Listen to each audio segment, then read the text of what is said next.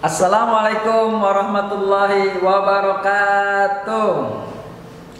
Alhamdulillahirrabbilalamin. Allahumma sholli ala sayyidina Muhammad wa ala ali sayyidina Muhammad wa ala alihi washabihi ajma'in. Amma ba'du. Apa kabar anak-anak hebat yang soleh dan soleha?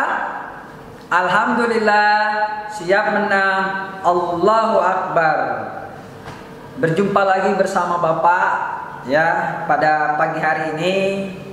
Sebelum kita memulai kegiatan pembelajaran, kita awali dengan membaca doa ya. Semoga kalian diberikan kemudahan dalam menuntut ilmu dan diberikan ilmu yang bermanfaat, dan tentunya kita mohon kepada Allah semoga kita selalu diberikan kesehatan. Amin ya rabbal alamin. Al-hajjini wa ala kulli niyatin sholihah. Al-Fatihah.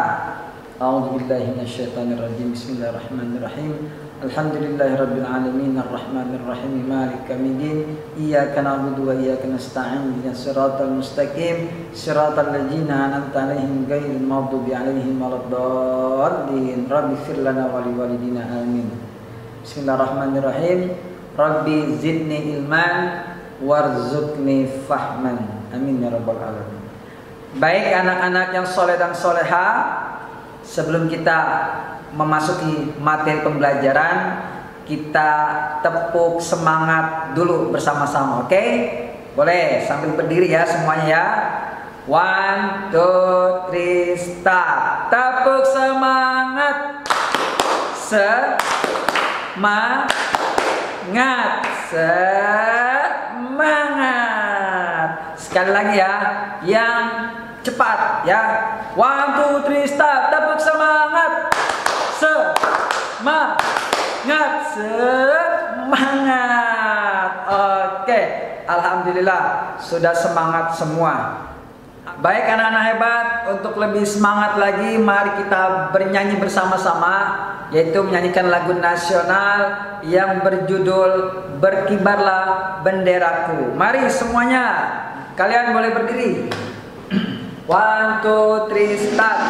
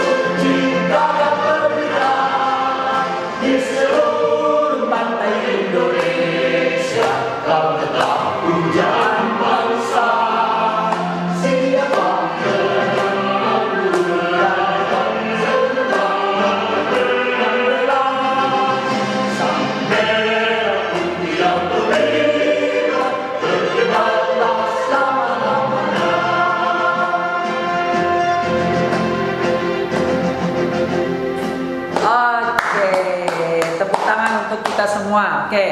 Alhamdulillah kalian sudah semangat ya. Baik anak-anak, untuk selanjutnya kita akan masuk ke materi pembelajaran, yaitu tematik tema 4 subtema 2 ya. Jadi tentang gangguan kesehatan pada organ peredaran darah. Menurutmu, mengapa dokter perlu melakukan pemeriksaan darah meskipun penyakit yang sedang diderita tidak berhubungan dengan darah. Ya, mengapa? Ya, selanjutnya next.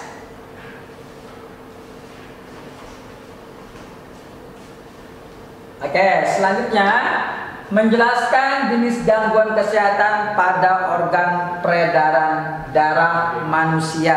Ya, yang pertama hipertensi, tekanan darah tinggi. Ya, tekanan darah dalam pembuluh darah atau arteri lebih tinggi dibandingkan normal. Ya, apa itu faktornya? Faktornya adalah usia lanjut, faktor keturunan, gaya hidup tidak sehat, obesitas, kurang berolahraga, banyak mengkonsumsi makanan yang berkadar garam tinggi, dan stres. Ya, itu yang menyebabkan hipertensi atau tekanan darah tinggi. Ya, kita simak, lihat gambarnya anak-anak, gambar bagian A dan B. Ya, arteri pembuluh darah normal A, lihat ya, pembuluh darah normal bagian A itu lihat tidak ada sumbatan, ya, tidak sumbatan yang mengganggu peredaran darah tersebut. Namun pembuluh darah yang ditutupi lemak, yang B ya nak, perhatikan yang B, lemak dapat menempel di dinding pembuluh darah dan menghambat aliran darah sehingga kerja jantung menjadi berat dan meningkatkan tekanan darah. Ya, jadi harus jaga kesehatan dan pola makan yang baik. Selanjutnya yaitu hipotensi atau tekanan darah rendah. Tekanan darah rendah, ya, tekanan darah di dalam arteri lebih rendah dibandingkan normalnya. Ya, apa penyebabnya? Penyebabnya usia, pengobatan, dan kondisi cuaca. Ya, kemudian anemia. Anemia adalah kekurangan sel darah merah. Apa itu penyebabnya? Penyebabnya pendarahan yang hebat sehingga banyak darah yang terbuang, kekurangan zat besi, dan kanker tulang yang mengakibatkan terganggunya pembentukan sel darah merah. Ya, ini adalah anemia. Selanjutnya stroke. Ya, apa itu stroke? Stroke adalah pecah atau tersumbatnya pembuluh darah di otak sehingga otak tidak mendapatkan asupan nutrisi dan oksigen. Ya, penyebabnya adalah gaya hidup yang tidak sehat, hipertensi, dan stres. Itu yang mengakibatkan stroke. Ya, kemudian leukemia. Ya, leukemia adalah berlebihnya produksi sel darah putih. Ya, dampaknya adalah tubuh akan kekurangan sel darah merah. Ya, jadi tubuhnya kekurangan sel darah merah untuk leukemia. Ya, jadi harus jaga kesehatan. Ya, kalau hidup kita sehat, insya Allah aktivitas yang kita akan jalankan akan baik. Baik, selanjutnya yaitu menjelaskan faktor-faktor yang mempengaruhi kesehatan organ peredaran darah.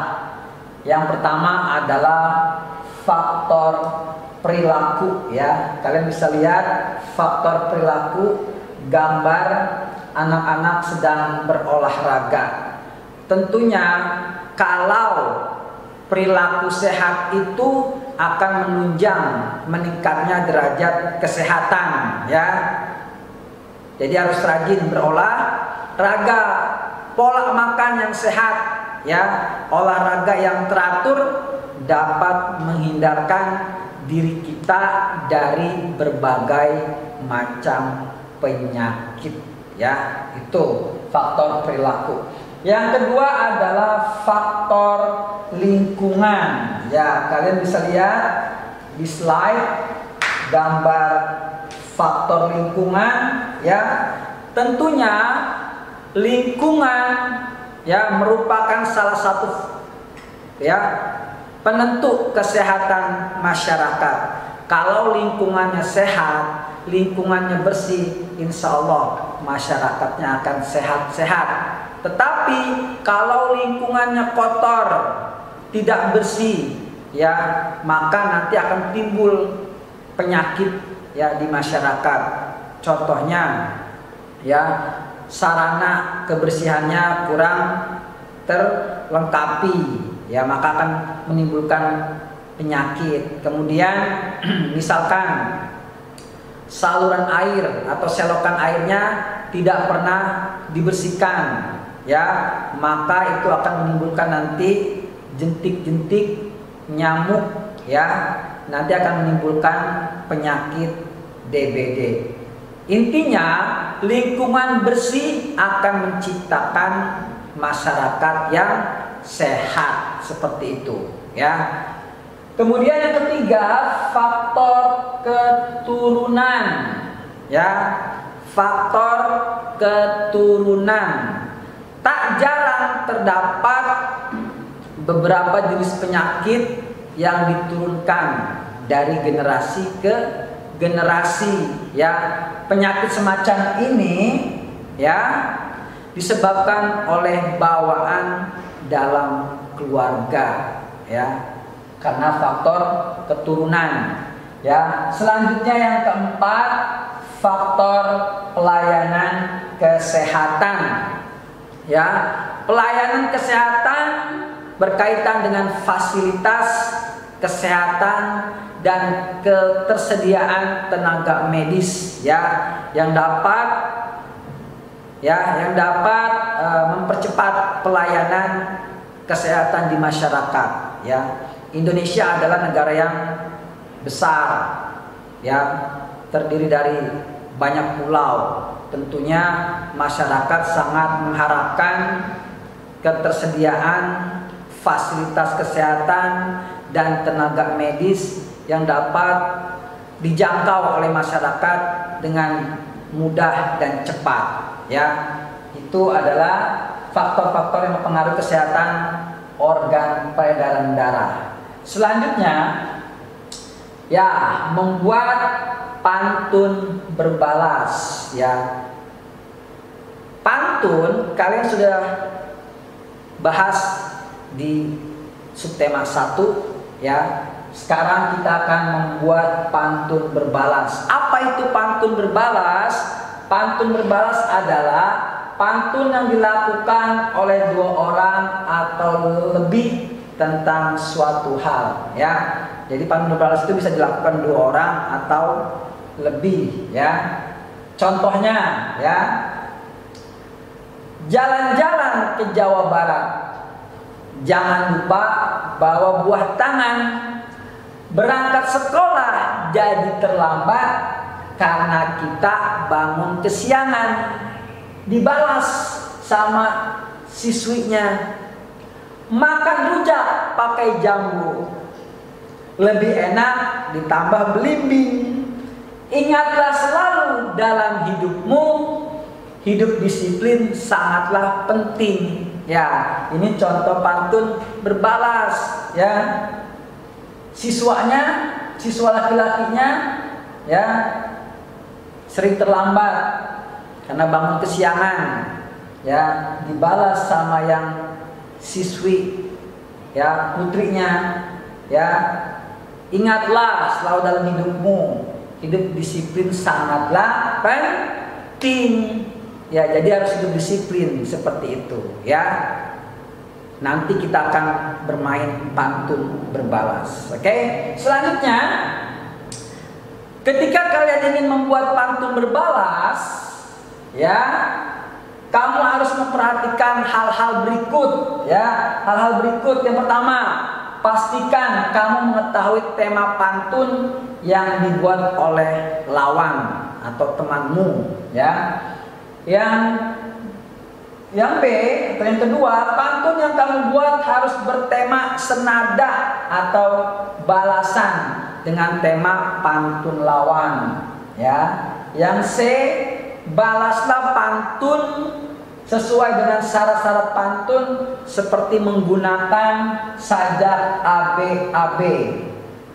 Kemudian yang D, pantun yang kamu buat harus berisi sampiran dan isi, ya.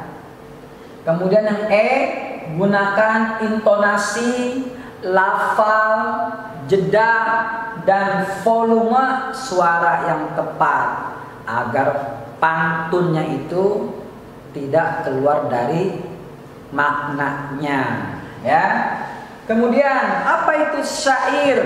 Syair adalah salah satu jenis karya sastra atau puisi lama yang tiap-tiap baitnya terdiri atas 4 larik atau baris yang berakhir dengan bunyi yang sama, yaitu syair, ya nah? Kemudian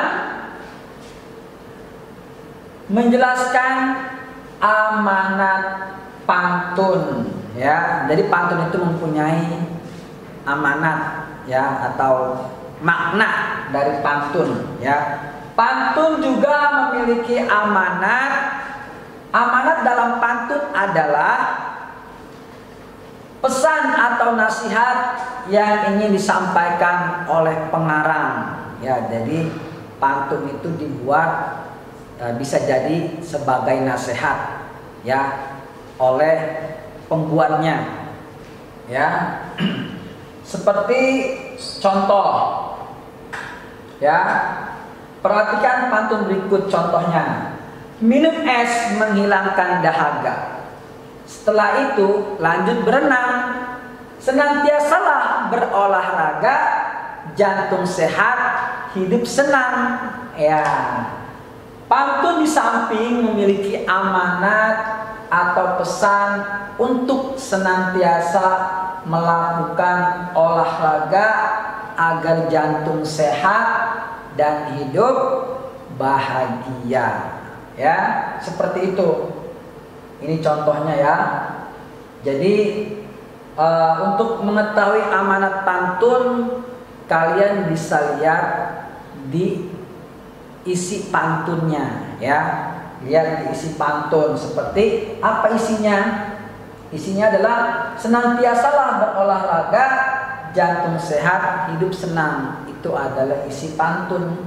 Ya, makanya amanatnya atau pesannya untuk senantiasa melakukan olahraga agar jantung sehat dan hidup bahagia. Selanjutnya anak-anak, ya, kita akan atau Bapak akan menjelaskan tanggung jawab menjaga proses pengambilan keputusan di masyarakat, ya. Bagaimana, ya, proses pemilihan ketua RT antara lain sebagai berikut, ya. Proses pemilihan ketua RT, ya, prosesnya seperti apa?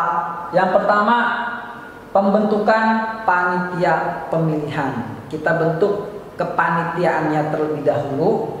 Kemudian pembukaan pendaftaran, seleksi hingga penetapan calon ketua RT, ya.